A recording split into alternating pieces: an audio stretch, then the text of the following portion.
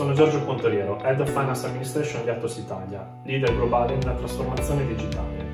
Atos è una società quotata nel CAC 40 della Borsa di Parigi. In questi giorni ho avuto la possibilità di vivere una bellissima esperienza con i ragazzi di Startup. Ho ascoltato idee interessanti, visto progetti accattivanti, ma soprattutto conosciuto persone eccezionali, preparate e pronte ad entrare nel mondo delle imprese. Avere un'idea non è affatto semplice, ancora più complesso è trasformare questa idea in un progetto. Eppure, qui ho trovato persone concrete e determinate nel raggiungere i loro obiettivi. Non mi resta quindi che augurarvi un grande in bocca al lupo, farvi complimenti e ringraziarvi di questa bellissima esperienza. Ciao ragazzi!